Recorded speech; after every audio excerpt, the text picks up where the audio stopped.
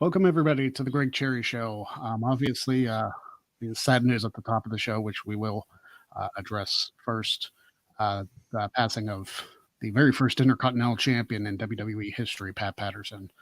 Um, we will, like I said, discuss that as the show goes along. But of course, alongside the West Coast professor Jeff Meekum, I am Greg Cherry, and I hope you guys take this as a little bit of an escape. I know this show's kind of been an escape anyway because of what this year has been. Yeah. Hopefully we have some fun today. So on today's show, as we always do, football and wrestling talk. We're going to talk about Pat Patterson to start with, so we'll fall shortly after that. Weird Law Wednesday, talking about some of the weird, which I don't yet. I really need to go back through the shows and figure out which ones we have hit and which ones we haven't. But yeah, there's some interesting ones in Georgia. Yes, and of course the Wednesday Q&A. So kicking off with the football and wrestling talk, like at the top of the show, Pat Patterson passed. Very influential in the wrestling business. Yes. And there are a lot of people giving their condolences. And of course, there are always those people out there, trying to trash somebody because of what they did in their life. And let me just tell you something. If you're going to sit there and trash somebody because they made mistakes in their life or whatever the case may be, look at yourself in the mirror. Yeah. Because unless you're Jesus Christ, who was perfect, you have no room to talk. Nope. We all do stupid stuff. Every single one of us can be right.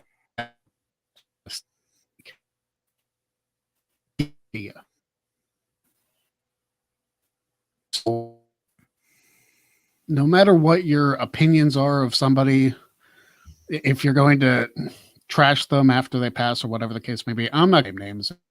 It's petty to do that. Back to the matter. They have everything. They might not have some skeletons. Who doesn't? But the guy he had friends. If you expect people to take it to you lose somebody, show the courtesy. You're not going to kiss their butt and say the greatest person ever. It's just what they can do in your life in some manner. At least show respect to that. That's really all I have to say about that. Just as I mentioned, first ever Intercontinental Champion, the creator of, in my mind, the greatest gimmick match of all time, the Royal Rumble match. Now, what would wrestling be without the Rumble? Obviously, we wouldn't know because, the concept wouldn't exist. But the Royal Rumble has been consistently one of the most exciting events to look forward to since its inception in 1988. And I am actually in the middle of doing a Royal Rumble review for every single match that has ever happened in WWE history, and WC. So I feel like maybe Pat would have enjoyed that for me to give detailed analysis on his match. I don't know. In fact, I never met him, but I feel led to go more in depth with it. You know what I mean? Right. I feel like I should do him that. Jeff, what are your thoughts on Pat Patterson? Well, first of all, I don't know if it's just me and Michael Gonzalez, but your mic is doing the Greg Cherry thing again. So just so you know, just so you know, while I do my thing. First of all, if I come off exhausted, it's because I am, because I talked with my friend Mark Bagwell for 4 hours yesterday live. So I'm a little exhausted. I did get a chance to meet Pat a couple times over the years. Didn't document anything as far as pictures or whatever, just because it wasn't like a moment where I could. It was just we were just walking along and chatting on access or whatever. But just a genuinely sweet human being, creative as all hell. I've heard it all over social media today. The greatest finish man in the history of the WWE, if not of wrestling. Yesterday, Buff Bagwell talked about how great a finish man Pat was, and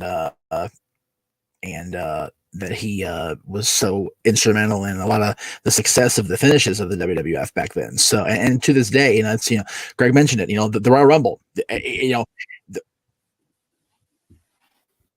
Greg, go ahead. I'm just making sure. Okay, cool. All right. So,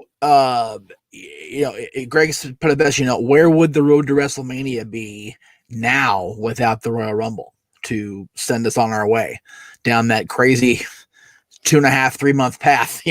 So it's just it's crazy. So it's unfortunately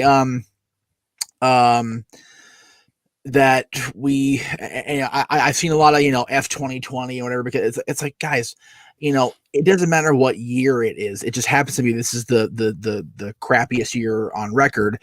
But with all due respect to the shit show that is 2020, Pat was 79 years old.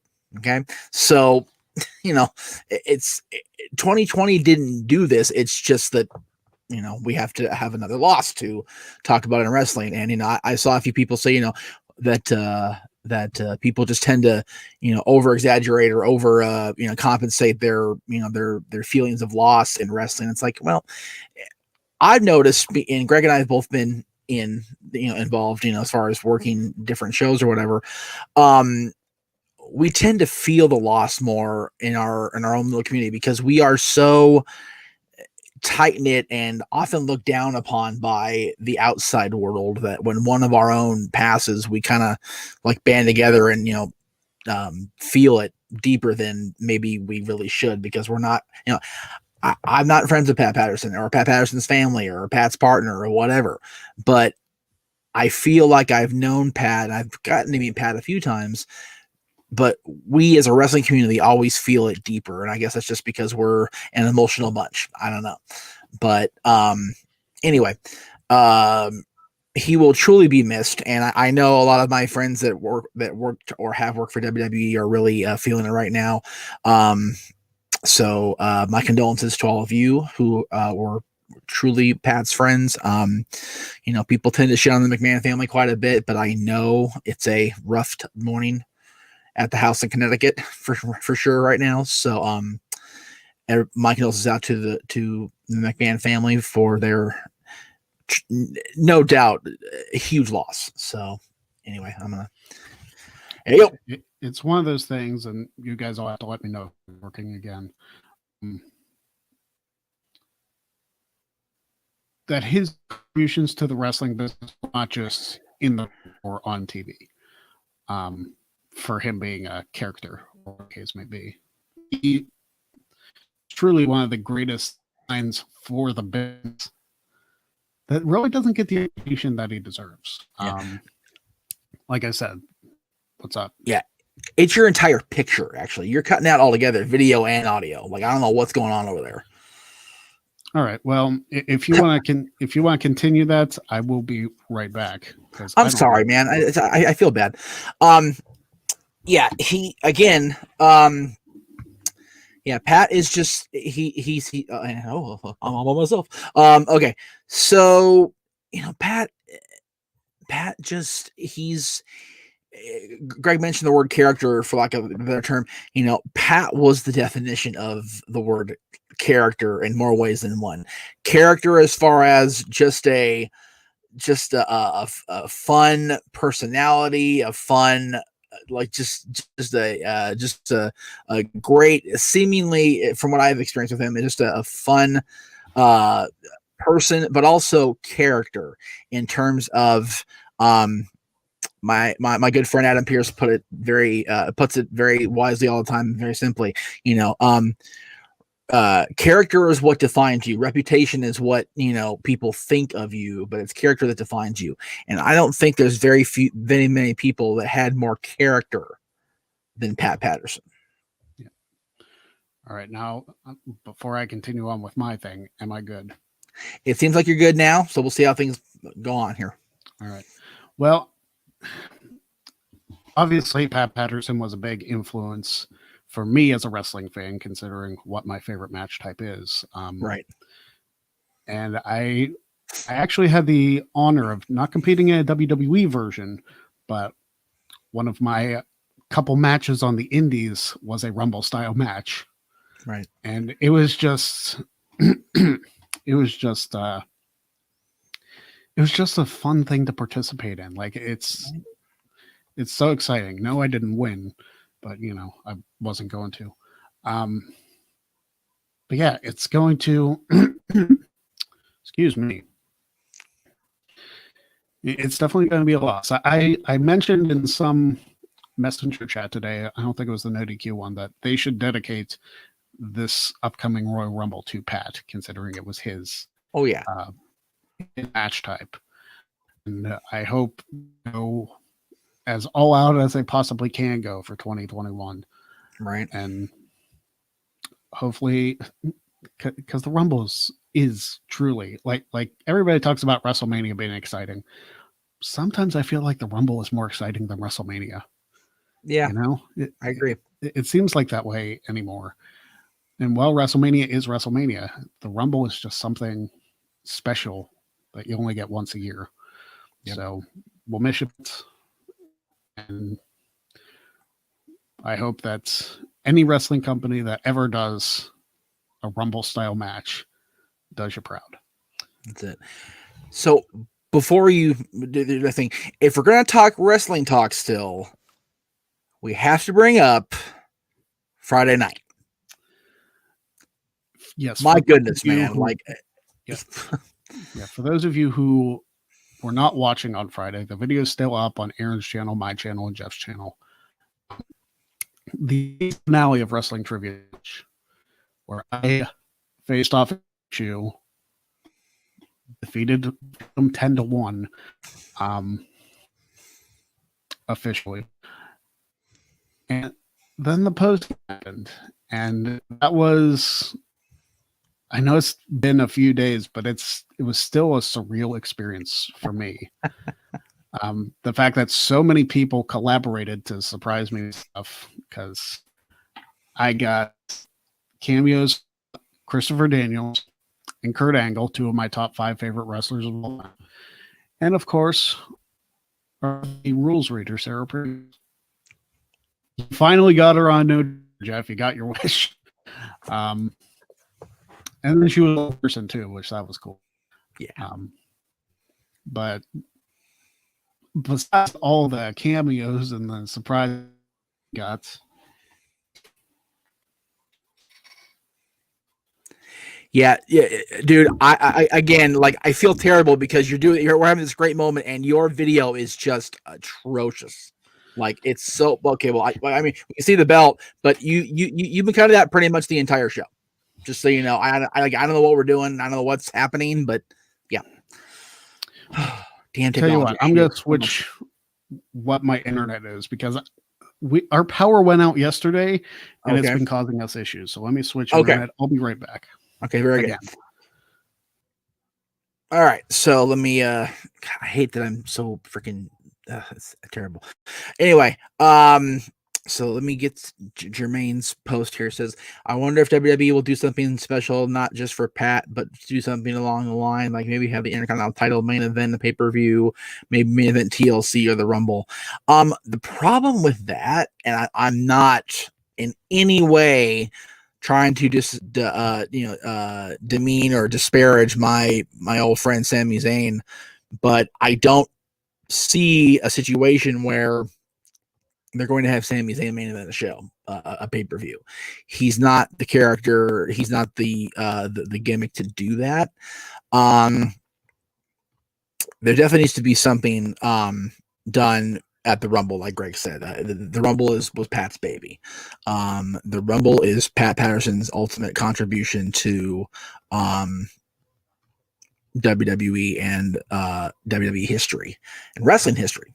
Really, Greg mentioned it. Any company that does a Royal Rumble style battle royal definitely needs to look at Pat and thank them for that, because it's just he's the guy. He's the reason that happened. So, again, before Pat, wow, hi, before Greg comes back. Seems like he's coming here now. Let's see if we've got the champ back. I mean, Friday for me anyway, because I kind of, downplayed it as far as, my, you guys could tell I was giddy and stupid and so excited it was going on. It was definitely great for me to be able to do that for Greg and for everybody that is a fan of the challenge, because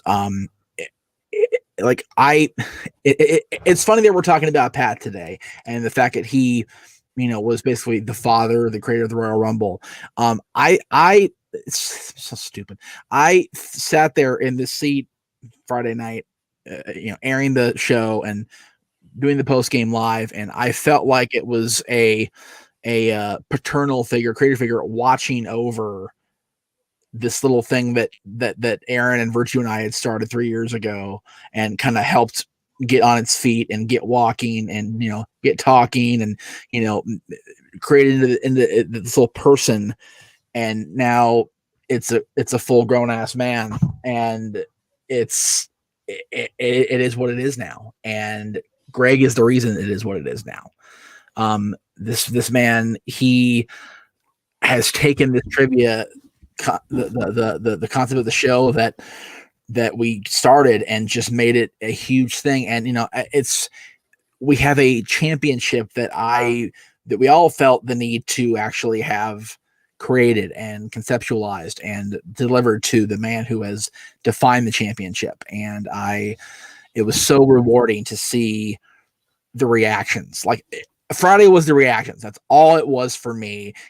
Seeing you react to Chris on screen and Kurt on screen and Sarah on screen, and then Sarah being live next to me on screen, which was amazing. The reaction there. And then when Jen came in with the belt, and you created a custom belt. Jesus, just like it was so fun. And I just like, that was what everything since July has been about for me personally. So it was so awesome. And I don't know if I've had a better moment that wasn't quote unquote my own in my 18 years. It said it before and I'll say it again. The fact that you had that confidence in me to get past July champion was because there were some tough matches. The Ruben match was somewhere, and right. I believe I had another 10-7 match in there somewhere too. Is pretty sure you did, yeah. But it was definitely unbelievable. I may or may not have watched those particular cameos multiple times Friday. But yeah, it's hard to believe that in 2 days it'll be 1,000. Yeah, yeah. Yeah. And there were some trolls in the comments being like, "Oh, well, he didn't defend it for a while, so it wasn't technically 1,000." Are we going to have that argument forever? I've defended the title 36 times. What more do you want from me? Yeah, I sat there and did the math. At least once every 28 days. So even the stupid, semi-used every 30-day rule, it's in effect. Kiss my ass. Yeah. I mean, it won't be for the tournament, but no. But hey, the tournament so far with the lineup that I've got, and I'm not even done with the lineup, it's stacked. Yeah. Like, it is stacked with some good wrestling trivia minds. Like, I'm scared enough about my match, and I look at the rest of the bracket, I go, I'm in trouble. Yeah, it's not going to be a walkthrough. It is not going to be a walkthrough. Honestly, even without the field filled out, I don't know who's going to win this thing. No. I had an idea. Like, I figured it was going to be like at least one of the champions in the finals. The last tournament, it obviously won't be able to happen here unless, whoever wins your triple threat makes the finals, because the triple threat is the 3 champions. But yeah, Colin, you're in the tournament, definitely. Oh yeah. It's going to be interesting, especially because the triple gonna have to create 33 points for that particular match. Yeah. But about that, I'm excited to get back to the hosting aspect of it, because I do miss it. Defending the ship is fun and very stressful, but sitting back, being the host, because game show host is something that I just haven't before. Exactly. Host and watching just play out without losing this thing is fun. It's fun for me. So I'm looking forward to doing that at the beginning of the year. Yep. Yes, it is. It's a very lovely title. It's got Nodu and Greg Cherrybird Meacham Network side plays. Good. But yeah, it's still. I don't think it's hit me yet. Like, I know I'm hitting 1,000 on Friday, but right, it's still there. Plus, I already got to work already. Like, I have maybe 5 or 6 spots to fill for the tournament left. I do have a few people. I threw some Hail Marys out there for people who I might think would want to challenge, but I doubt I'm going to hear anything from them. Right. I honestly wanted to get Renee Young on, but that would have been cool. That would have been cool, but I don't want to stress her out with her being pregnant and everything. So no, that one probably happened. I did reach out to some bigger name trivia minds. Sean Rutt, unfortunately, because he wanted to lighten his schedule, which understandable, of course. But at least I heard from him, so that was cool. Well, right. But yeah, we will see what happens. It's going to be an exciting time with the tournaments, and the triple threat match is technically a part of the tournament. It's a first round match, right? So it's a 17-man tournament, which seems weird, but it makes sense once you see the bracket. Right. And as far as who everybody's facing, I mean, you 3 are the only know who you're facing. Yeah. Other than that, I haven't decided. I thought about doing random draw, but I might just play matchmaker. There you go. Yes, it's exciting. If somehow I make some win, we're meeting up at Bob Subs and doing it live. Hey, as long as I get to have Bob Subs, I'm good. It's as long as we hit up Clarion, we're doing it, brother. I was like, okay, so if I'm happy to be there, then it's gonna be a fun challenge to pull off because I can't fly. Yeah. Well, maybe restrictions will be lifted by the end of the tournament. Who knows? No, not that I can't fly because of COVID. I can't fly because of my concussions. Oh. Yeah. Well, good thing that wasn't a problem 7 or 8 years ago. Yeah. Well, the thing is, like, apparently it was. I just wasn't told that. Oh, lovely. Yeah. So that could have been an even more fun trip than we had planned. Had a freaking brain spaz. That would have been exciting. Jeff will travel and be like, we have to wait 3 days for Jeff's train to get here. So. Yeah. Just coming by Pioneer Wagon. He'll be here in 6 months. He's got to ford the river. He's got to take the ferry for $5. If anybody gets that reference, please let us know in the comments, because I don't want that to go over everybody's head. Yeah. Well, yesterday's show was kind of a, if you don't understand it, too young for this room show. So yeah. I mean, you did the TVMA thing, which. And for again, I don't apologize for much. I don't, but I did warn Aaron that it was going to be a live Mark Bagwell show, so it is what it is. Yeah. So, but also, if you haven't checked out the interview with Buff Bagwell, get some popcorn. Yeah, popcorn, like a cooler next to you, so you don't have to get up and get drinks, because 4 hours, man. Yeah. Exactly. I did an interview that long in 18 years, and I feel like I'm still sitting down. And they're like, okay, I'm supposed to get out of my chair this morning. Ruben, you're absolutely correct because you're Hell gonna yes. you're gonna have to win 4 matches to face me again. And You're not he might do it. Damn it. Yeah, he honestly might do it. He's one of the favorites to win the whole thing. Oh yeah, for sure. But let's talk about football. There you go. It's game day. It's game day on a Wednesday afternoon. What the hell? Oh my god. This entire week 12 thing has been so weird that not only do we have a game on a Wednesday, and the Steelers play Monday night now because of this, against Washington, but the New York Giants lead the NFC East. What? What is happening? What? I would not have called the Giants leading the NFC East probably at all this season, and they're leading the division. Granted, it's pretty much a week by week thing who leads it. Right. But unfortunately, for Jeff, the Cowboys are the bottom of the barrel in the NFC East, but they're still in it. Yeah, it's just Giants leading the NFC East is. I'll take quintessential 2020 for 200, Alex. Aw. Rest in peace, Alex. But for real, the Giants leading the division. I know there's a giant. I know we have our Giants fans, in the chat room. That's fine. But like, of all the shitty teams in that shitty division, like, huh? Yeah. Elon Brown says Colt McCoy is starting for the Giants. I didn't even realize Colt McCoy was still in the league. I honestly didn't. That's awesome.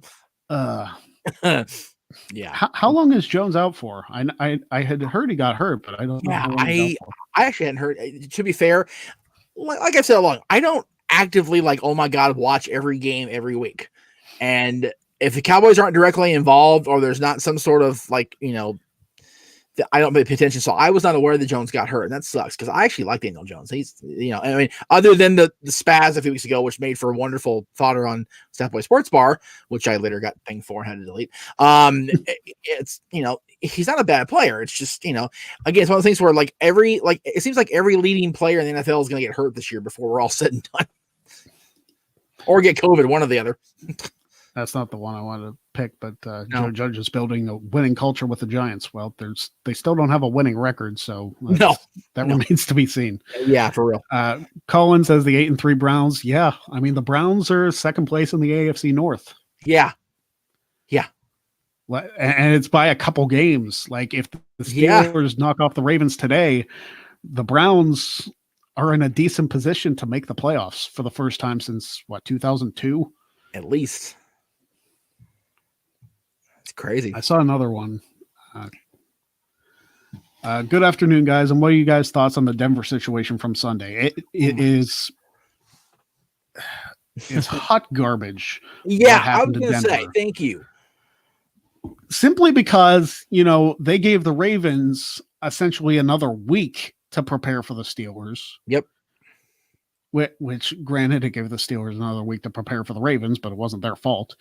Right. But to force Denver to go in there without a quarterback at all, when they basically pulled somebody off the street to play quarterback, and you couldn't do that with the Ravens? Yeah. Because it was basically the same thing. And you're probably going to punish Denver and not punish the Ravens. You punish Denver enough. Right. That poor running back did his damnedest, man. He really did. But just, terrible. Also, Steve Young, who his history in the NFL is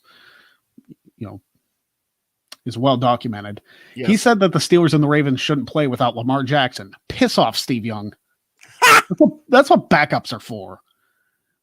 Like you don't get a chance to wait for your starter to be back because of protocol to play a game. That's not how this works.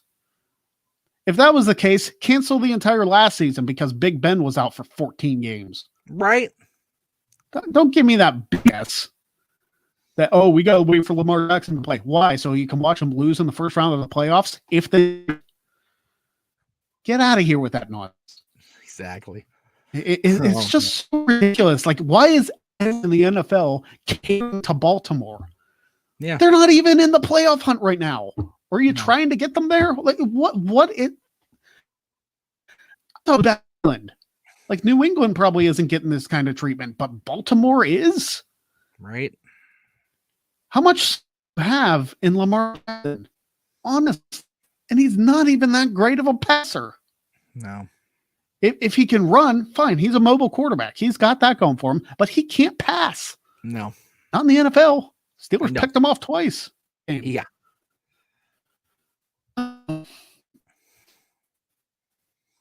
They might be better off with RG3 playing because he can pass. Right. They honestly might be better off this game. Griffin the third. Yeah. At best. Anyway. Far cry from his college day. But yes. Just my opinion. And it should be yours. Yeah. I did see Mike Gonzalez's comment. Yeah, I think they were trying to get him back. They were trying to get the running backs back too, but that even though they're pulled off, they're still not eligible today.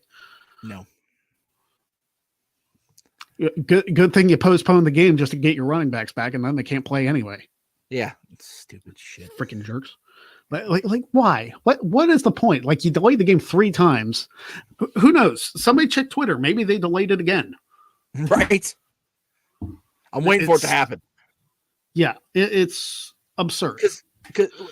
And selfishly, we've had to push Mike's show back 2 days now. Yeah. And if the show, wow, it is a show. It's a shit show. If the game goes on as scheduled today at whatever it is, 12:40 our time, we're supposed to be going on live sports bar around 3 or 4 our time. So please God. Yeah. It's just so absurd. I'm sure there's going to be some comments about it with the commentators today. Because I think it's still an NBC. So yay, I get to listen to Chris Collinsworth. Hooray. But just why? Yeah, geez. It's such a, and if the Steelers end up winning this game against the Ravens, going to 11-0 and sending the Ravens to, I believe, 6-5. Yeah. You have to wonder, it's like, was all this really worth it, delaying the game this much for the result to be this obvious? Not that it's obvious. The Ravens and the Steelers always play each other, but yes, much different series than last year was. The fact that the Steelers almost beat the Ravens with a 3rd string quarterback last year, and now you got an even stronger offense and an even stronger defense this year. Come, Baltimore's losing its spot at the top of the AFC North. Oh yeah. And honestly, if the Steelers beat the Ravens, then the Ravens can't win the division at all. Even if they win the next 5 straight and the Steelers lose the next 5 straight, Steelers got the tiebreaker. The head-to-head. Right. Yeah. Sorry about your luck. The thing is, the bottom line is, if we want to kind of put a bow on this one before we get on to the crazy laws that is Georgia, the NFL postponing this game almost a full week and not letting Denver have the same type of leeway or whatever is a double standard. It's bullshit. It's flat out freaking wrong. It just goes to show the ineptitude of Roger Goodell, because this all falls on him. And people have been calling for the head of Goodell for years. Yes. He has proven to be more of a liability than anything in the NFL. Which is so sad, because he started out as a really decent commissioner. And but there's no standards. I'm apologizing for touching my eyes so much. I have something in them. Yeah. Because I was changing lights earlier. Oh, geez. So either dust or something. But it just doesn't make any sense. Like there's no, like, hey, if you do this, you get fined for this amount. Well, one player does it on the Patriots, they get fined like $10,000. The player does it on the Steelers, they get fined $30,000 for the same thing. It's like, Where's the consistency? Like what? Yeah. Why is there no consistency in penalties? Why are these COVID guidance things not being enforced across the board? This is why, right here. Yeah, exactly. Yep. Because you know damn well that none of the players would get paid, which is also complete garbage. I don't know how the NFLPA didn't. How they agreed to that. If a game got canceled, the players don't get paid. Well, it's not the one team's fault. It's like if this game would have gotten canceled, the Steelers players wouldn't have gotten paid for something that wasn't their fault. Exactly. Why should they get punished? And why aren't the Ravens getting punished? Why are they not being, like, at this rate, causing this many delays? They should be stripped of at least one picks. Me frustrated. I said they should forfeit the entire draft. That's obviously very severe of a punishment. But come on, why? Like, why all of these delays? Yeah. Because you want your big players playing in a big game. Well, guess what? Sometimes that doesn't happen. It's called life. Yeah. Sometimes they can't play. Bad. Suck it up and deal. This is not flag football. It's the NFL. That's right. So I know we do Q&A at the end, but there's just questions in here I can't pass up before we get to the next thing. First of all, Michael says, is he worse than the MLB commissioner Rob Manfred? And also, JJ says, does he study the Bettman book of commissionership? Yeah, right. If you're an NHL fan, you know that we hate Gary Bettman. We can't stand that little twerp, and just he needs to go away. Like all three of those people mentioned, Goodell, Manfred, and Bettman. It's just like where is the class that Commissioner Foley should be teaching these assholes? Or Commissioner Regal. Exactly. Or Commissioner Al Snow, because that was a possibility at one point. Like, come on, like any of them. Yeah. Commissioner Stevie Knight Heat, damn it. Anyway. And then one more, and then I promise we'll go on. What are the chances of Cody or Kenny being the next GM of the Jaguars since they fired their GM? Yes. I'm okay with that. No, we're losing Greg big time again here. Oh, geez. Oh, it's a 2020 day, folks. He's totally gone now. We totally lost him. Holy crap. Okay. Well, Kent says, do you get bad refereeing in football like you do in football and overseas? Oh, yeah. Refereeing in American sports is pretty crappy across the board. They've gotten better with the NHL referees in the last few years. There's not so many referees I go to a game and I want to like throw things at like I used to when I was a kid or even a young or a teen. But MLB umpires are terrible, especially Angel, whatever his name is. He's bad. And the football referees are just like Greg said, and it's not just the referees, it goes above to the commissionership and it trickles down. The inconsistency of penalty calls, fines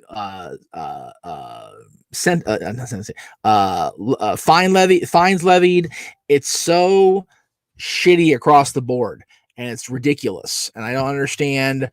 I don't understand why it's a thing. Like, I don't know what is the deal. I've just been told by Greg that he has lost internet, so stand by. We'll get him back on momentarily here on the Greg Cherry Show, because it is his show. So what I'm going to do, just in case, gotta be prepared. Well, no, JJ, wrestling referees at least are consistent in their craptastic nature, but that's by design because they're supposed to be, crooked referees or whatever. And pro sports referees, I've said this for years, that the human element of professional sports referees is damaging as hell to the sports. I know it's a huge debate and it's a huge, hotbed of controversy and whatever. But the thing is, refereeing should not be down to a human being with human flaws and human drama. That you just know that I'm not condemning a human being, because humans are humans, and that humans are flawed people, flawed beings. People as human, humans are flawed beings by design. They don't operate based on instinct alone, like an official should, right? If you have a freaking grizzly bear, in a referee shirt, he's going to do what his gut tells him is the right thing to do to keep going, to survive. That's animal instinct. Humans have that instinct because they are animals by design, but it's just terrible that we as human beings also have those flaws of, impaired judgment in some way, or some sort of bias that you don't really account on having. So I do like that there is the apparently the initiative to have computerized baseball umpiring. I'm okay with that. Can you do it in other sports? I don't know. It really, because you have to have people right there in the moment to call a flag, or or call a down or whatever. So I don't know how that would work in professional football, but so we'll see. This guy Experience says, right, I said this about referees for years. Exactly. And Kent's talking about the refereeing in the UK, saying we don't want VAR. Yeah, exactly. I don't like.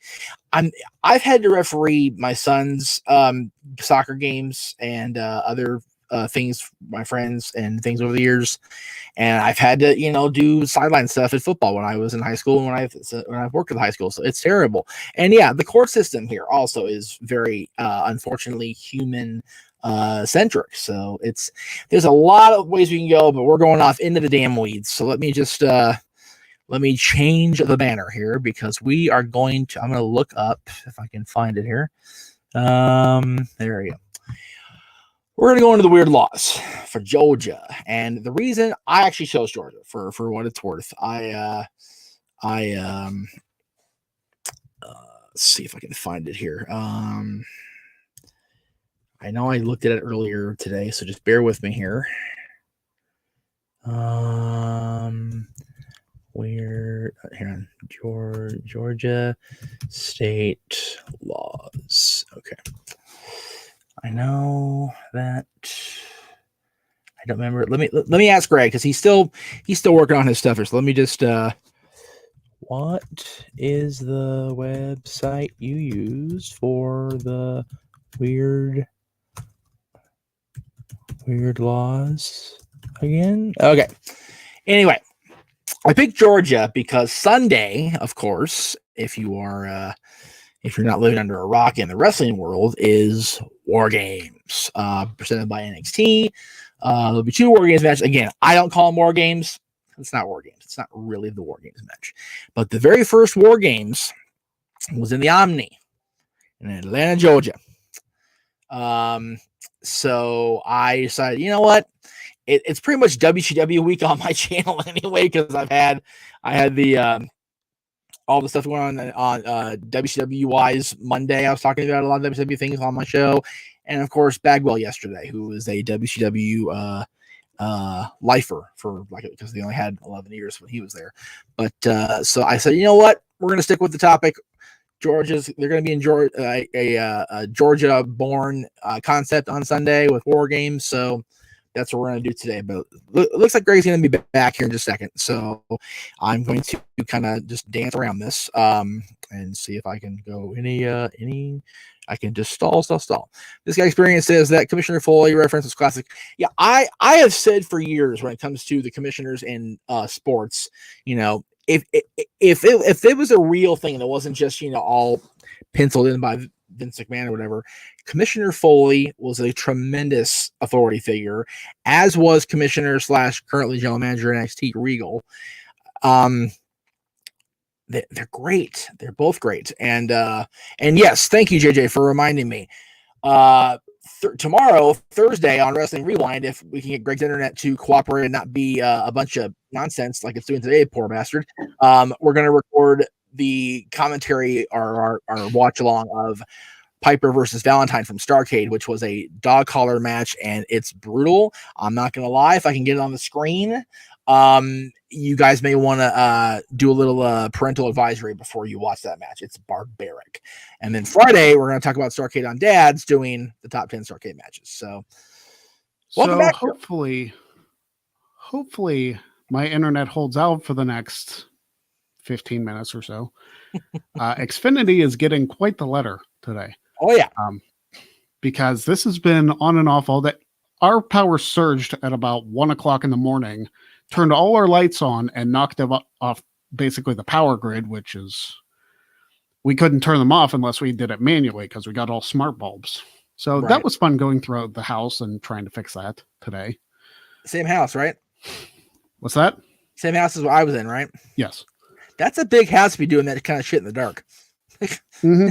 So, yeah, Jesus. That was lots of fun for me. So, Lordy.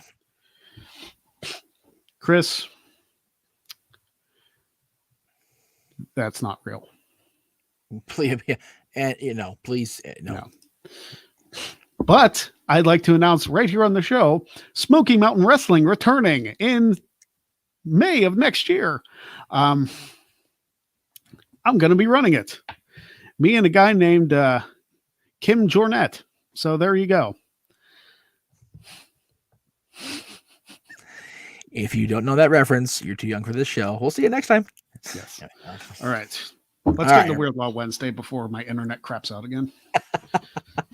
Georgia, my mind.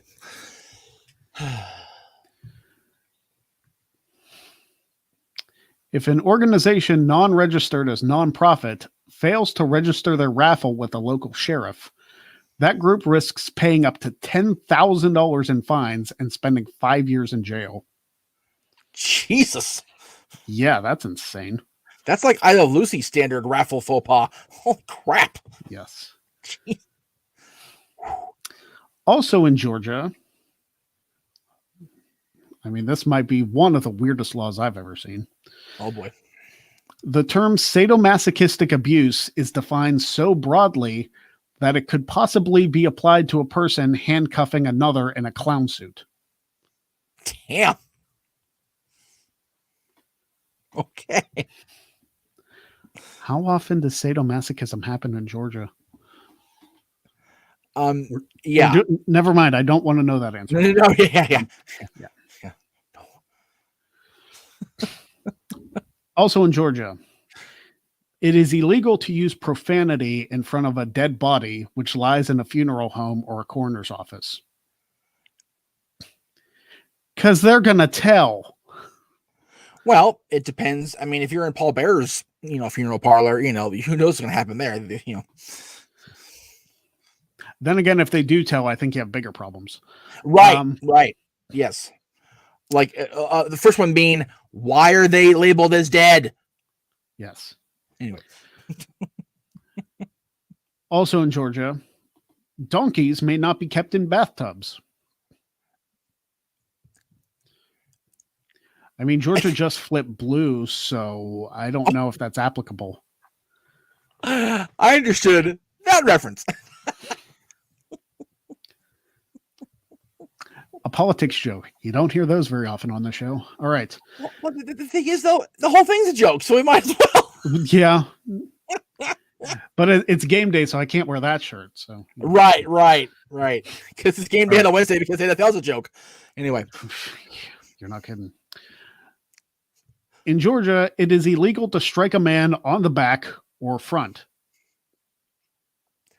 How did WCW exist? I was going to say, how did War Games even happen in this damn state? Like, how the hell? Maybe that's what JJ fell on his shoulder at the end of the match because he wanted to hurt his friend or his back and could break the law. Yeah. That's why Flair always took the backdrops on the side. Yes. I was just going to say that. Thank you for that. Had nothing to do with the plane crash or anything. But No. Also in Georgia. Anyway. Also in Georgia, no one may carry an ice cream cone in their back pocket if it is Sunday. We've had that before in another state. What the hell's going on? It must be a common thing. But why would you want to carry an ice cream cone in your back pocket anyway? You don't have much time to eat them. Well, here's my question. I think I asked it on the other one. Is the ice cream on the cone at the time? Because if it's just an empty like a little cone or a waffle cone, I mean, yeah, your back pocket is probably gonna get squashed, but at least if there's no ice cream, you're not gonna get messy. Yeah, I would assume it's the ice cream and the cone. Okay, which makes it really obscure. If it's just the cone, if it's just like a waffle cone or something that you can't carry it, first of all, why would you want to? It's not a safe place for it. No, and I don't get it. And the thing is, if you're having to, like sneak the cone into your house because you don't want your mom to see you're gonna have ice cream, I'm pretty sure you got front pockets that are a little bit bigger. Possibly. So. In Athens, Clark County, Georgia. Oh, there's a lot of these actually. It is illegal for one to make a disturbing sound at a fair. So you have to stay at the petting zoo, clearly. Yeah, so I'm guessing you can't like scream bloody murder. You can't, make a moaning sound, and you probably can't say. I was trying to think of a good one for a third joke. You probably can't say. So basically, you can't go in the petting zoo, go on the coasters, or eat the fair food. Because any of those three, you're going to be making noises. One orifice or another. Anyway. Yeah. Also in Athens, Clark County, you may not get drunk on the bus. And the bus is in quotation marks. I don't think Jerome Bettis lives in Athens, Clark County, so okay. Don't have to worry about that. If you're on the bus, why are you on top of Jerome drinking? Like, why is that a thing? These things are so stupid. I know, it's pretty bad. I love this. I love this segment. I mean, if Jerome Bettis can run over anybody else, why would you want to get drunk on him? He's gonna knock you off pretty easy too. Yeah, bucking bronco is a thing. All right. Also in Athens, Clark County, goldfish may not be given away to entice someone to enter a game of bingo. Okay. Another state fair reference. Goldfish. There you go. Why are we bartering just to play bingo now? I don't understand because it's not like a prize pool or something that, hey, we have 6 goldfish here. Prizes go to the top 4. So, one of you gets 3, another gets 2, one person gets 3/4 of one, and you get the tail. Like, you can't do that. No. Slight animal abuse. Yeah, just a little bit. Yeah.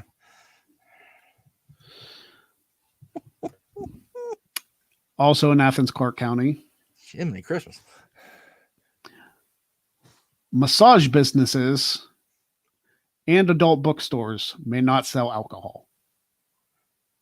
Okay, that actually makes sense. Yeah, that one could get a little messy again. Also in Athens, Clark County. I am not going to Athens, Clark County, Georgia. Yes. It's not. Though being forced to close your business is bad enough, Athens, Clark County forces one to obtain a license before holding a going out of business sale. Wow, that was a lot to unpack there.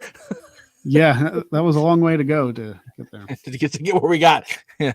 Oh boy. One more from Athens, Clark County. All right. This isn't even all of them. I'm skipping over like 10 of them. Oh my God. Owners of mules may not allow their animal to roam around Athens unsupervised. Just make sure you don't keep him in the bathtub either.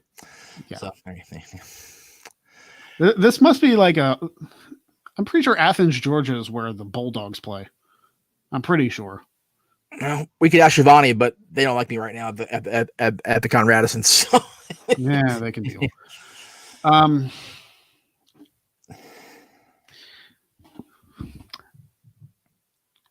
Well, sorry, Janetti. In Columbus, Georgia, Uh-oh.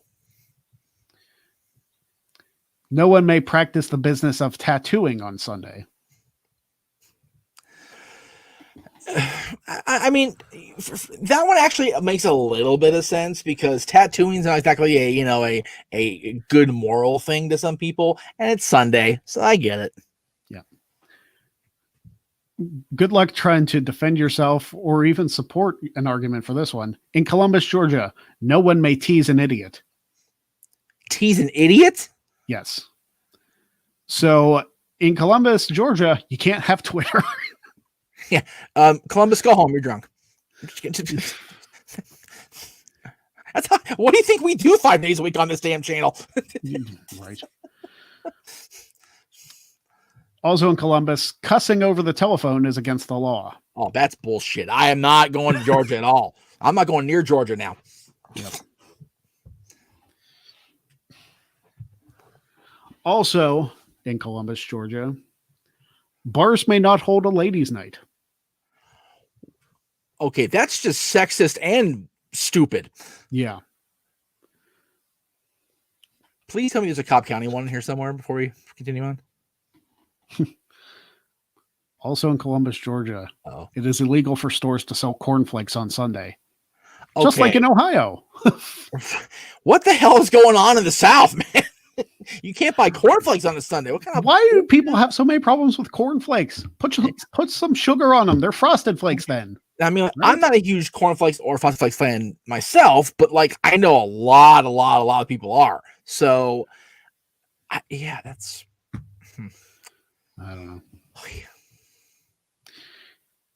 Also in Columbus, Georgia, Athens, get your shit together. Right. It is illegal to carry a chicken by its feet down Broadway on Sunday. Okay, that I can get with. But why not the other 6 days? The other 6 days, I guess, is fine. Well, you know, I think what happened is I think the Iron Sheik was based in Georgia at the time, and he throttled that chicken on the air, so he didn't want to, carry by the feet. Yeah. So here's my question. Why do some of these laws have more qualifiers than Major League Baseball stats? Right. If you know, you know. Yeah. We were talking while you were screwing the internet about, about the referee thing, and I brought up the fact that there's a initiative to have computerized umpiring in Major League Baseball, and I said the whole human. We've said this, you and I, numerous times to each other. Human element in refereeing is what is destroying officiating. Period. Because there's always gonna be that guy that came into the game, with a hair up his ass about a bad day or something. So you know what you're gonna get out of this guy or girl for that matter. So. I like the idea of the computerized thing, but how do you apply that to football or hockey or, a sport that's not static like baseball? Like it just with football, you would have to line the field with all this electronic stuff. Yeah, it's so expensive. And also put something in the ball to. Yeah. A lot of what ifs to go into that, but again, I'm not against it because, like I said, human element is a dangerous thing in any sort of judgment situation.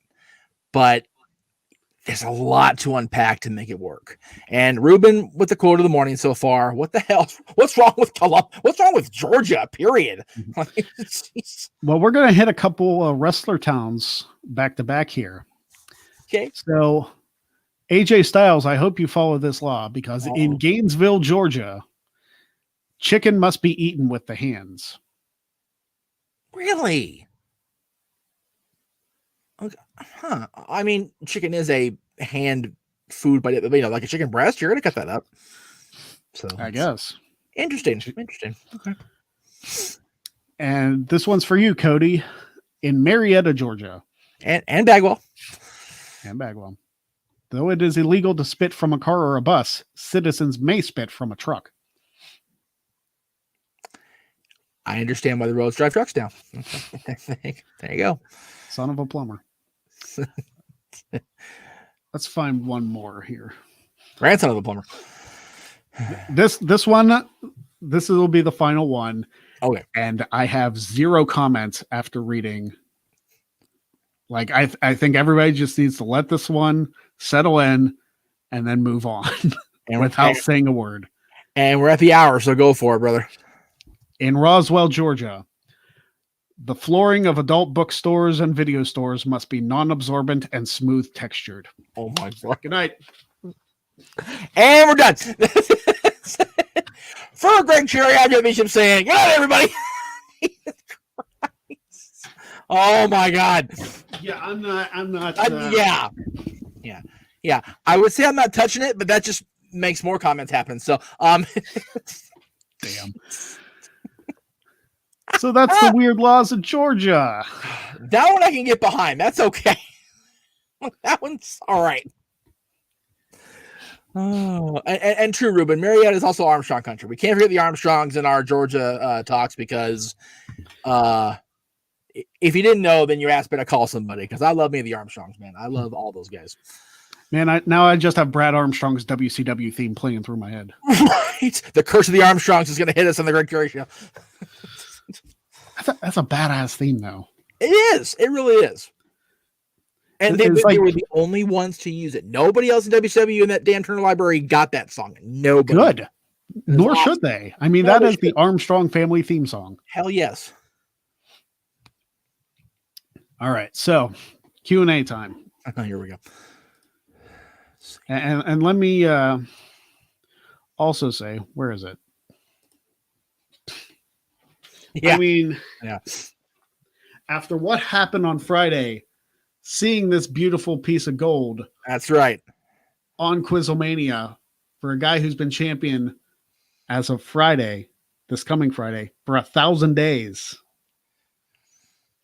It's gonna happen. Yeah. I'm going to make it happen. Right.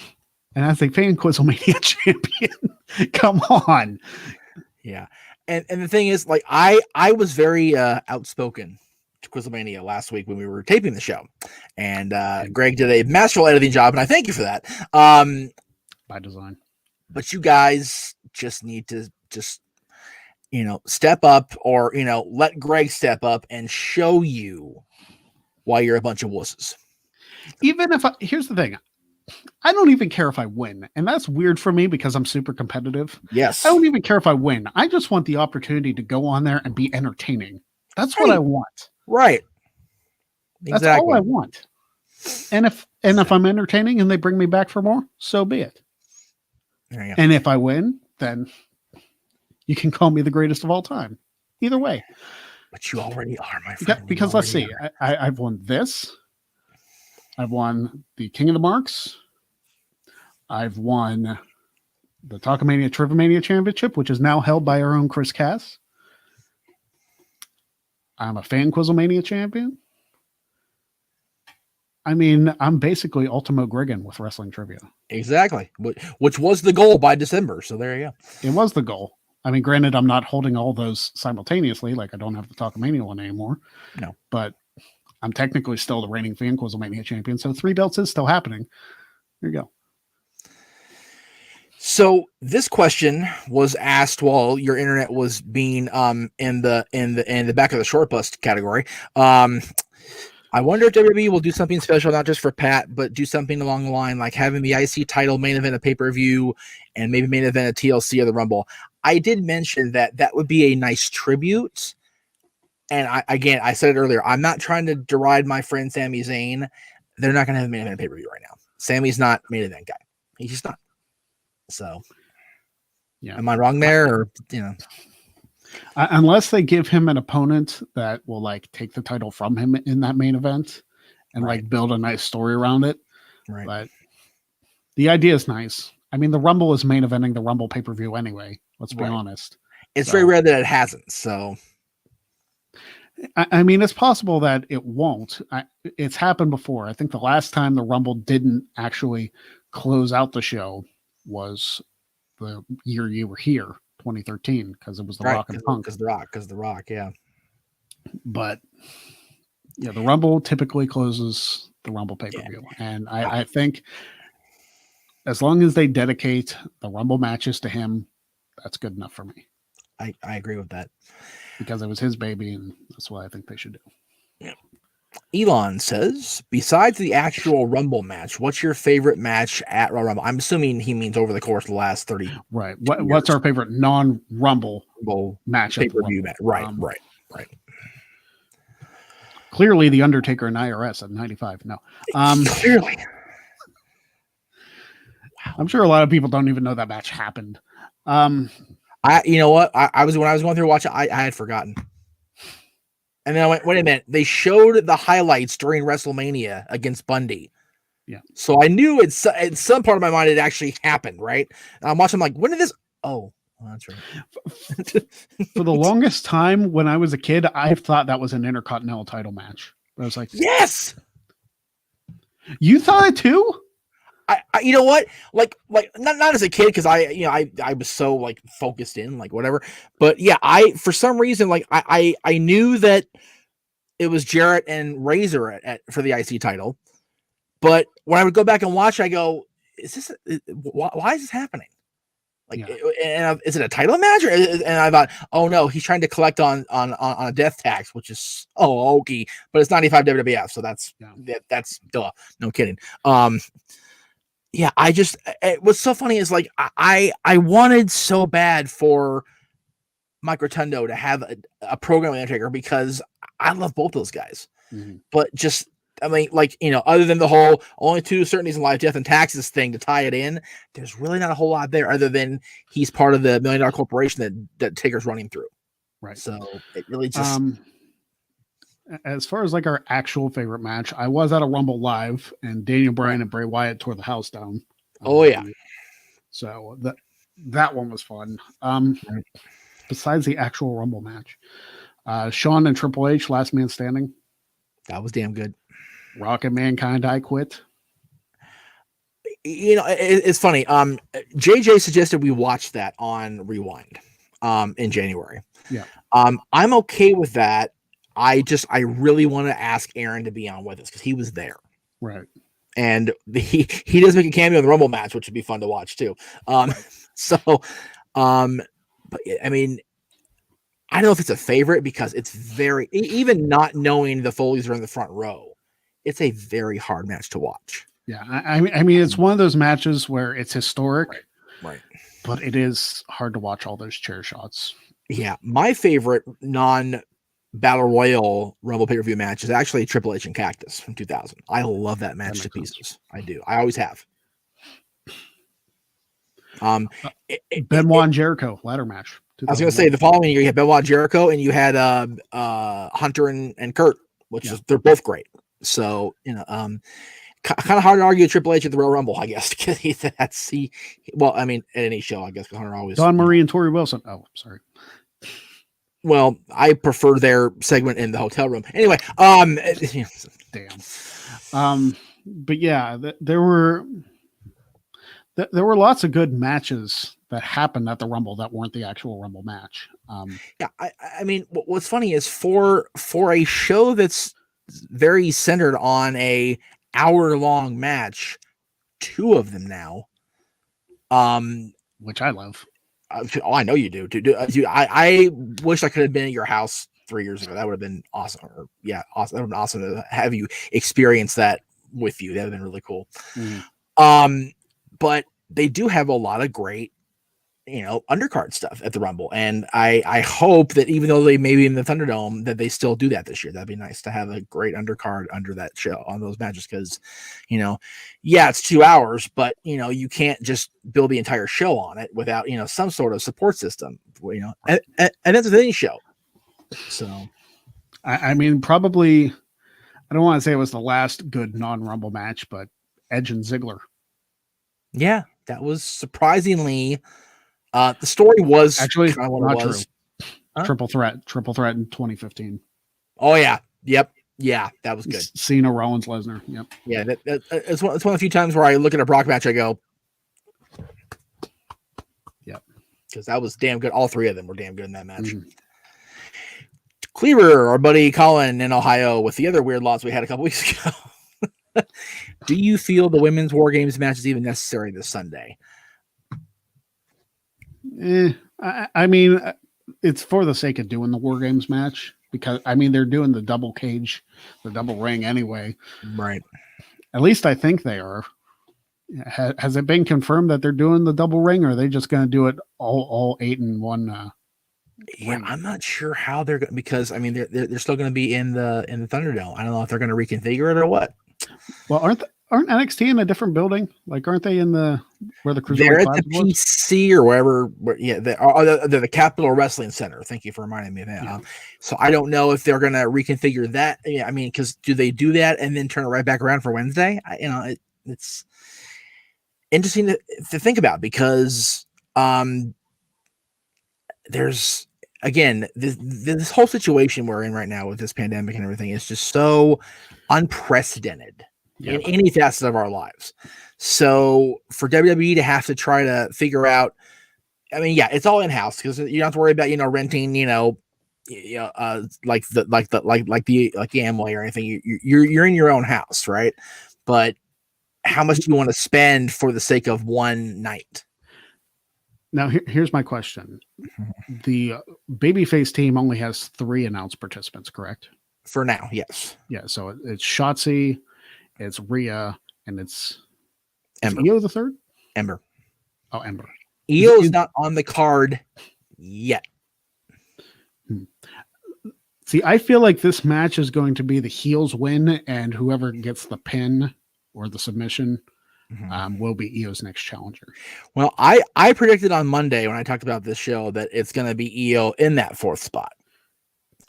And because I did ask the room how close Tegan Knox was to being back, and I was told not going to happen. So, I mean, it could be like a Cena situation where they over exaggerate the injury and perhaps have her back for the, because think about the storyline with her and Dakota Kai. Right. Well, right. Where did it all start? WARGAMES. WARGAMES. Guys in WARGAMES. Right. Yeah. Well, that's why I asked, because Dakota and Raquel are both in the cage, but it's like MCL less than 2 months after. That's a hard phony again. They could have been overselling it, because they told us that Cena wouldn't be back for a year in September or October, whenever No Mercy was. October, I think. Yeah. And he was back competing and winning the Rumble match in January. With all due respect to everybody else, John Cena. The guy's freaking, he's freaking Kryptonian. Okay. He just is. So I'm not undermining anybody else that's come back quick or whatever. And he'll even tell you now to this day, like, that was not probably the smartest idea, but it made for a hell of a moment. We're not going to deny that at all at the Rumble. Yep. And into No Way Out and Mania, which I was at. So yeah, but I don't know if it was a full on MCL ACL, then I doubt it. But again, if they were exaggerating it, and again, they didn't exaggerate John's injury. He really did tear his pec off the damn bone, right? Yeah. But he rehabs because he's freaking insane. So anyway, I guess we'll see what happens. I really don't expect them to fill that 4th spot tonight. And if they do, then I'm wrong. But right. So I'm going to acknowledge this, because we acknowledge super chats on Aaron's channel, so I'm not going to glaze over it. However, I made it very clear what the story was about with TJS on the show Monday, I believe it was, or maybe even yesterday. So it's not a quiet reason why it happened, this guy experience. So I encourage you to do a little Twitter digging regarding No DQ and a gentleman named of John Alda, and I'll leave it at that. Yeah. He also asks, would you ever do a football trivia challenge? I could host it. yeah, right. Yes. I would not compete in it, because while I love football, my football trivia knowledge is anywhere close to as strong as my wrestling trivia knowledge. No. So if we did football, it would probably exclusively be Greg Cherry and Jeff Meacham Network. Probably not on the No DQ channel, because sports doesn't watch football. So what does he care? But it's a possibility. We could possibly do something with that and tie it into some of the football seasons, but we'll see. We'll see what happens. on the trip, I meant to mention this earlier, but we were having so many internet issues. I didn't want to tell you that actually you being here. We got asked yesterday about Mike Tenay. Mark's feelings about Mike Tenay and about Mark Madden. The Mark Madden comments were good stuff. But almost as good as actually, he actually wished the same thing on him he did on Conrad. I'm like, oh, I'm going to hell. But Mike Tenay got praise because it's Mike Tenay. Mm-hmm. And I mentioned to Mark that Tenay had given me the original professor nickname back in 2002. And that, he was astounded by it because I was just rattling shit off to him on the air. And he was just like, you're like an encyclopedia. Just so you and then I mentioned to Buff later when you had asked your questions on the show. And then when we went off the air, he goes, that guy seems like he knows a lot. I'm like, yeah, he's the one to beat me for the trivia mastership. He goes, why is he not like doing a trivia thing about everything? I said, because he's not an expert on everything. He just knows a lot about a lot. And he said, well, does he have his own wrestling trivia show? He's like, he's actually going to host the tournament for the next round. He goes, oh, I'm about to watch that. Actually, because he went back and watched the post game apparently.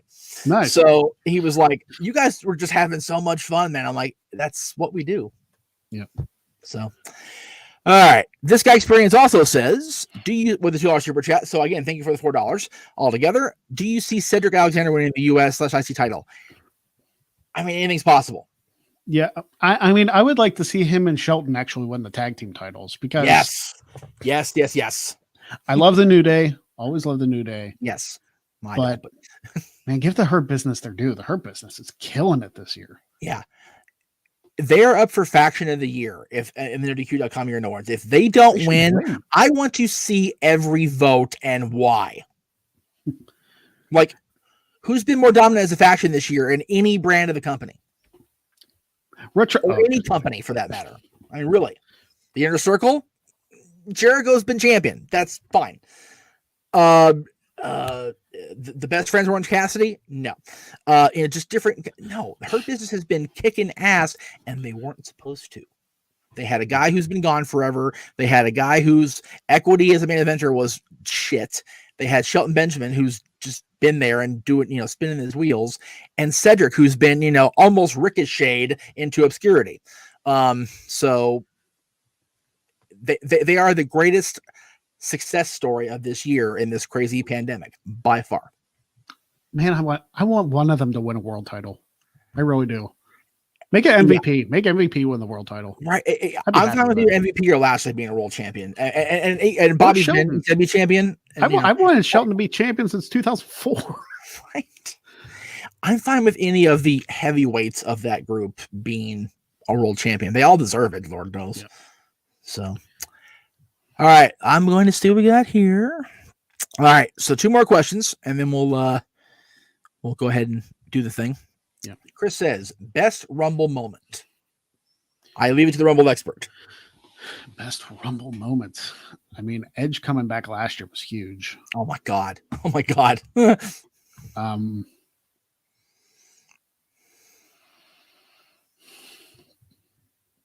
Flair winning. Yeah. I don't want to go too in depth with this because I don't want to take away from the Rumble video that I do, of course, the series of videos that I'm going to do, which I might simulcast. Haven't decided. Are you? You're not doing them live. You're pre-recording. No, I'm not doing them live. Because I have to be with my thoughts, and I'm probably going to sound very scripted when I do it because I'm going to write out my thoughts, of course, and read them off a teleprompter. But it's one of those things where I have to sound. I mean, everybody knows I know a lot of stuff about the Rumble, but I also have to sound intelligent. So I want to make sure my thoughts are coherent and not a bunch of uhs and ums. Right. So exactly. So those are 2 moments. Those are just a teaser as far as great Rumble moments. If you look back in the history of the Rumble and the history of Ric Flair and what that meant on so many levels, the NWA WCW World Heavyweight Champion standing there with Mean Gene, the WWF announcer quintessential, and Mr. Perfect and Bobby Heenan, 2 WWF, mega stars at his side. And the first thing he says with a tear in my eye, this is the greatest moment of my life. Mm. Shit. The promo was the moment. I'm really. Put that cigarette out. That's it. I cannot wait to watch that. I just want to make sure I wear my Depends when I do. All right. Final question of the day. Final score prediction for today between Baltimore. I feel like the Ravens are going to be without a lot of offensive weapons, and they're facing one of the best defenses in the NFL. And anybody on PFF football who says the Steelers are overrated 10-0 team, piss off. Yes. No other team in the NFL right now is undefeated. Not even your beloved Kansas City Chiefs. So there you go. That's it. So I would say final prediction for the Steelers Ravens. I'm going to say it'll be a relatively low scoring affair. I'm going to say 24-14 Steelers. There you go, brother. All right. With your permission, I did want to close out where we started with one more Pat Patterson anecdote, if you will, from a guy who has always praised Pat for everything that Pat did for this man. And I'll actually leave it on the screen as I read it, and then we'll sign off for the day. So let me just bring it up.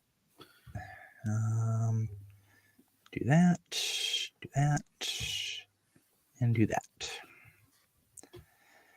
And it says, and Michael Cole would say, and I quote, "Rest in love, Pat. You'll be missed. Rough calls to get this morning to tell me our dear family member, Pat Patterson, who was my pro wrestling mentor and father figure, has passed away.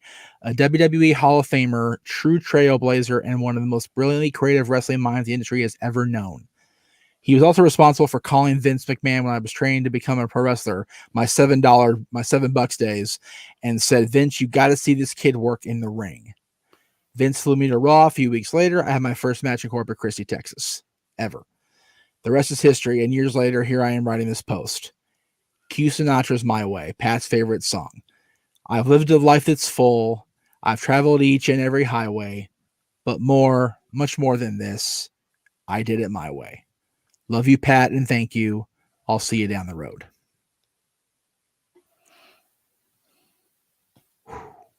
Yeah. I saw that this morning too, and I was like,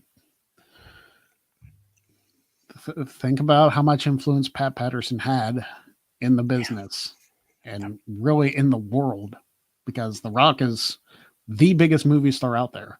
Yeah. So without Pat Patterson discovering him and sending him to Vince, Dwayne Johnson would not be a well-known name other than formerly playing college football for the University of Miami. Which isn't a bad resume thing either. Well, it depends who you ask. Oh, shit. Back then, at least. I mean, we're talking Catholics versus convicts here, Notre Dame and Miami. So it's. But the U was the U back then, man. I mean, come on. National championship. It still kind of is the U. Like right, if we've watched them recently. Right. But and it's possible the two of them could meet in the ACC championship if Clemson falls to Florida State and Miami takes care of their business. But which would be okay with me if Clemson fell. I'd be yeah. Oh boy. Yeah, Clemson's not losing to Florida State. The ACC title game's gonna be Notre Dame Clemson. The Irish are already there. Oh yeah, for sure. It doesn't matter what Notre Dame does against Syracuse, even though Notre Dame's 33.5-point favorites. Yeah, Notre Dame's going to take care of business Saturday. They're going to take care of business in the ACC title game. And even if they don't, they probably still have a shot to make the playoff. For sure. But we'll discuss that later in December. Yes, for sure. I got to get the question writing. Right. And don't forget, tomorrow, as of now anyway, we'll see if the recording gets done with Greg's internet having a moment. We're going to lose color integrity here for just a second, so bear with me here because I got to change over to my stuff. Come on. There it goes. Hi. Load. You can do it. There. Well, okay. That's not what I wanted to do, but okay. First of all, get rid of that. There we go. Okay. So tomorrow, of course, we're going to talk about, it's December, so it's Starrcade. So we're going to be talking about the one of the most brutal matches I've ever seen in my life.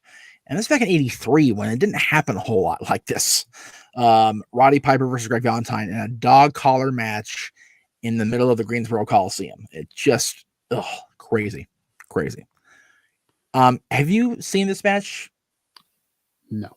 Okay. Like I said, strap in. It's hard to watch, but I'm sure it's a bloodbath. Pretty much. I mean, if you watch the network when they do the highlights or whatever, when they're showing it, they pretty much gray everything out like right away when they get the stuff on the air. It's tough, like I said, but I'm such a Roddy Piper fan, as is JJ and my sister and everybody. So I really wanted to watch at least one of his one Starrcade match with him in it, because people forget, like, he literally had that match with Valentine. By the following spring, they were both gone. In the Valentine was Intercontinental freaking champion by the end of that next year, and Piper only didn't wrestle right away because his ear was shot.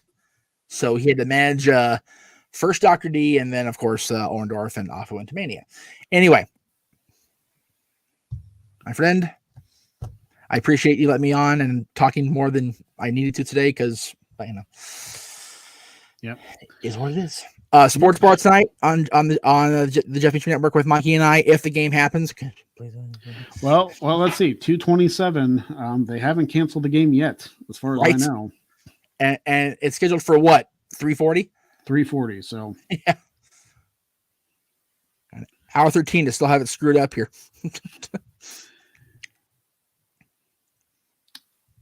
Yep. The game looks like it's still happening. So woohoo.